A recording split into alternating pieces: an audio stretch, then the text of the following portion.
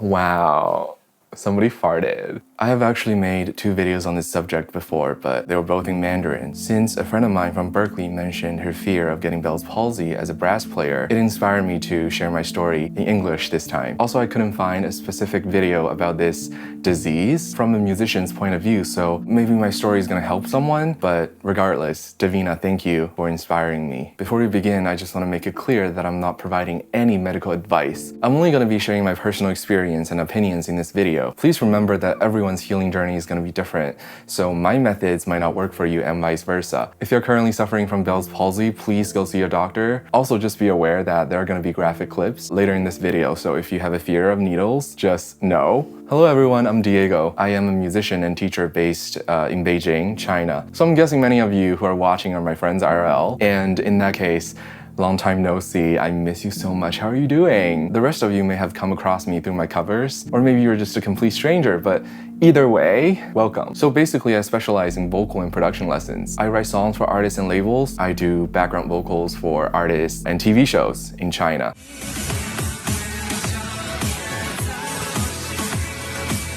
I also do social media on Chinese platforms like Bilibili and Red. Initially, I moved to Vancouver, Canada when I was 14 for secondary school. After I graduated, I moved to NYC. I went to AMDA, American Musical and Dramatic Academy, just FYI. And then I made the best decision of my life by transferring to Berklee College of Music in Boston, where I graduated with a songwriting degree.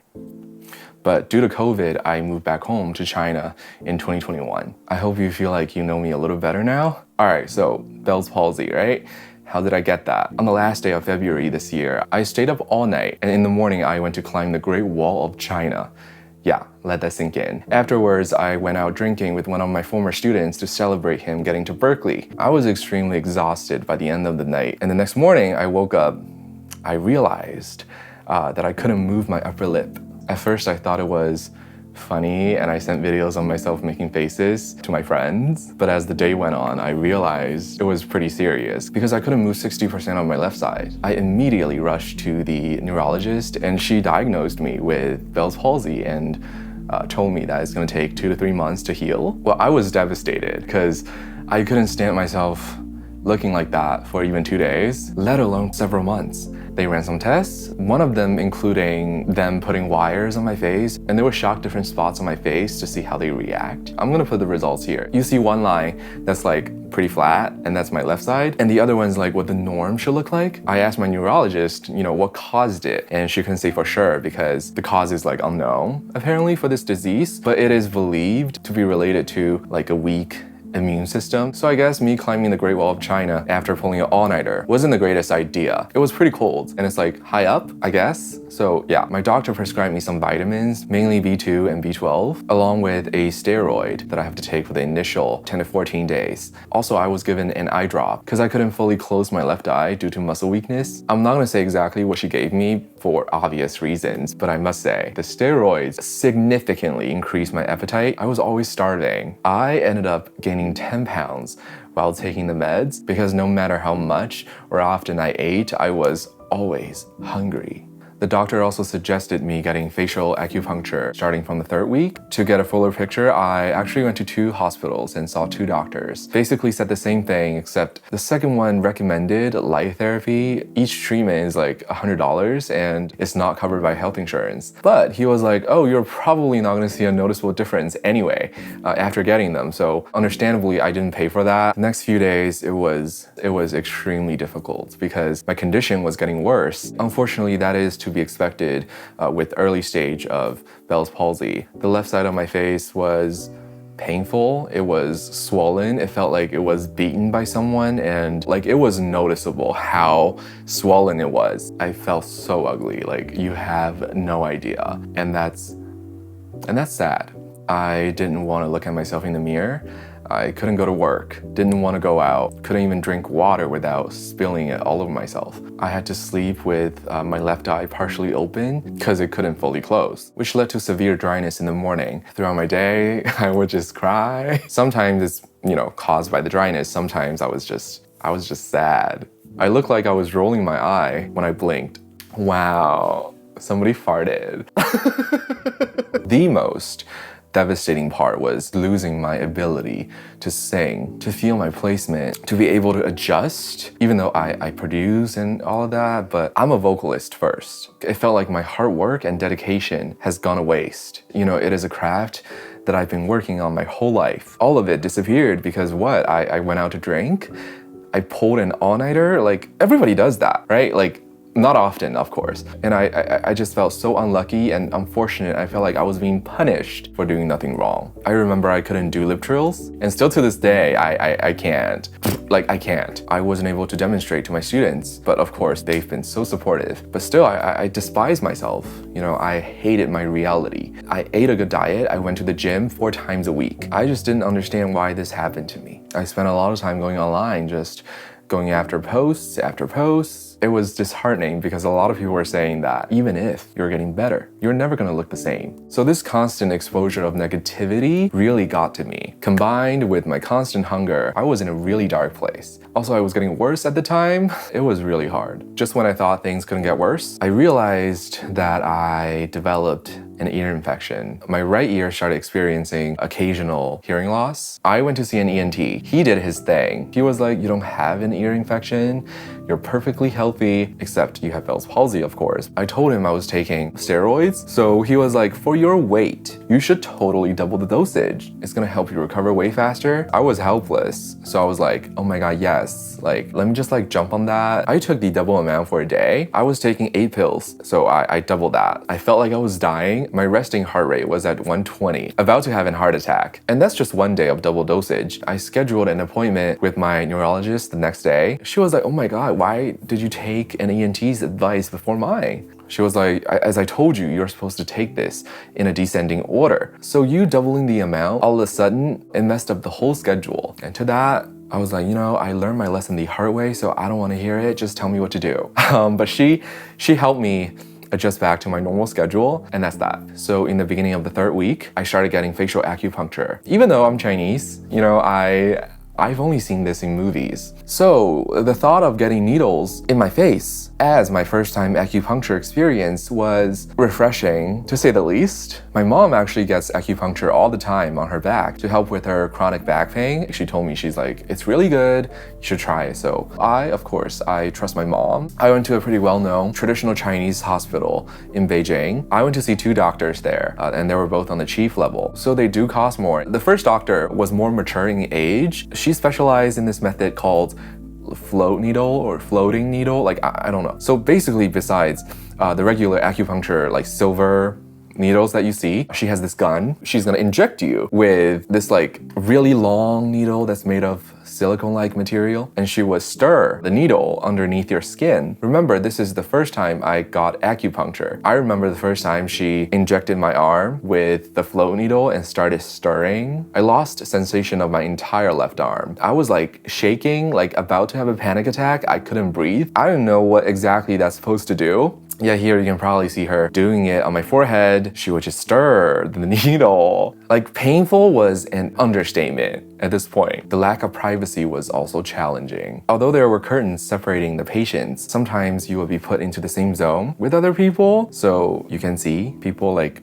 partially or almost naked. Say I was really lucky and I was put to a single room. Sometimes strangers, other patients, when I was getting my treatment done, some of them would just open up their curtain to see what I was going through out of curiosity. Yeah, just like casually observe. Also, it really bothered me that like the doctor didn't change her glove in between patients, so she would be touching somebody else's feet and then be touching your face. I die. There were instances where she was almost piercing through my skull, and I'll be like, okay, easy on that. Like, I feel like it's going through my skull. Like, I don't feel good. And she insisted that it was a knot that she has to go through. And I was like, okay. My organs were also being punctured, like my liver and kidney, all of that. My puppy probably wants to say hi. Okay. Did you look at the camera? She's putting her toy in front of me. She wants to play. After each treatment, I would wake up the next morning and would just have bruises on my face and body. But regardless of all of that, I did receive positive results. During my first treatment, she was puncturing a part of my belly that's a little bit below my diaphragm. She was like, this acupuncture spot is connected to your mouth. Before, I couldn't really puff my cheeks because my mouth would just like leak air like this. okay? But after she like went in on that spot, she was like, okay, now try to like puff your cheeks. And instantly I was able to. That was pretty magical, not gonna lie. However, that's about the only major difference that I noticed. So what made me change to another doctor? About a month into my treatment, the first doctor brought in some of her grad students for observation. I had needles all over my body. So I already have like needles in my body and my face was like still getting it done. And one of them literally just started like putting her phone in my face and started recording and taking pictures. I was in an extremely vulnerable place, right? Mentally and physically. I didn't know how to say no. This is without my consent. They did this to all of the other patients, by the way. I was afraid that if I were to be the first one to speak up, the doctor would treat me differently. Maybe do it extra roughly, maybe not. Like, I don't know. Like, I wasn't sure, but I was afraid. So I didn't say anything. But after that, I was like, okay, bye. The second doctor I saw, she was really lovable. She had this like super comforting and calming aura, this demeanor. During our first session, she asked for my permission to take a picture of my face just to document. You know, she was like, she reassured me that this will remain confidential between you and me. She's not gonna post it online or share it with her grad students, which is honestly like, I don't think she should be praised for it. Like, that's just the way it should be. The bar is on the floor, that's what I'm saying. She also utilized different methods. So she did this like electrotherapy. It's not as scary as it sounds. It might look like it is. Basically, she will put wires on the needles and having mild electricity running through the needles to like stimulate your acupuncture spots. After that, she would put these like tiny sticker needles in my face and I have to go home, leave on for 48 hours, and I had to press on them gently every so often to help with the recovery. She did acupuncture on my feet, my arms, my hands, my legs, my scalp. The back of my head, like these two spots, which she loved. She does that for all of her patients. Her techniques were far more superior than the first one, in my opinion. While the second doctor was better, I still didn't see much of a difference. Both of them prescribed me Chinese medicine, which this might be TMI, but really boosted my libido.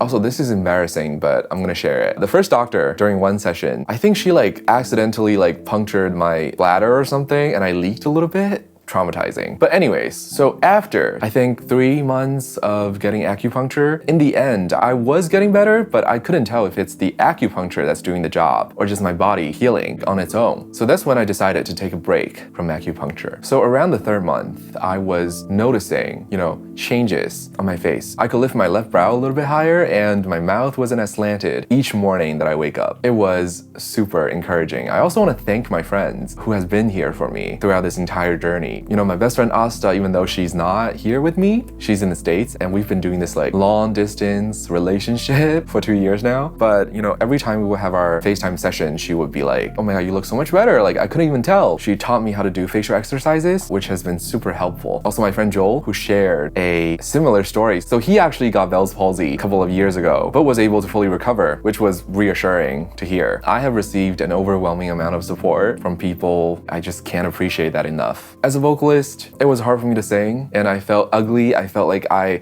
placements were all over the place. My voice didn't sound the same. I couldn't reach the same notes. I never stopped singing. You know, singing is a sport. You have to use a lot of muscles on your face for placement. Also, I added facial massages and daily exercises into my routine, which has been super helpful. Remember, if you are going through this, you gotta stay positive. I know it's not easy, like trust me. As a vocalist, as an artist, our appearance does matter to us. It's not about being vain, it's just what it is. You know, we have to be on stage. I've been studying music since I was 3. I grew up on stage. Dealing with this condition was really hard because, you know, you're gonna have people online or in real life telling you that, oh, I have a friend or I have a family member who got this and never got better. They always look slanted and all of that, but don't listen to them, okay? I had so many people telling me that, like their sourpuss story about a family member or a friend, whatever, during a checkup at the hospital. A stranger who was behind me couldn't contain his urge to talk to me. And I was like, okay, he really wanted to chit chat. I was like, fine. He was like, you're so young. Why are you at the neurologist with us old people? And I was like, oh, I have Bell's palsy. And of course, he went on telling me about this like story about his cousin who had Bell's palsy when he was in his 20s. And now he is in his 50s and still look like this. He was like, you're not gonna get better. Like, just give up. I really wanted to cuss at him, but I thought it wasn't worth it. So I just let it go. Trust me, you're gonna get better. Bell's palsy is only temporary. Most people recover fully fully with or without treatment, although I do believe certain treatments would speed up the process. But again, go see your doctor. Don't listen to me, listen to your doctor. You know, I try my best to stay positive and get my mind off this thing. Recently, I went on a weekend road trip with my friends to Inner Mongolia. It was amazing. Seeing how beautiful this world can be was the cleanse that I desperately needed. So this is how I look now. I'm about 5 months in. My brows, I think, look the same. My forehead, well, my light is hitting this way, so you can probably see less lines here, but you know, it's good. It's good. My mouth, I know that this corner is not as sharp when I smile. See how this is like really sharp and this is like kind of round? It's not that big of a difference. If you haven't noticed by now, my mouth is still a little bit slanted when I speak plosives, so I'm gonna say that I'm about 90% recovered. My left eye sometimes blinks at a different rate than my right eye. That's something that I noticed from shooting videos. But you know, I'm hopeful and I'm grateful.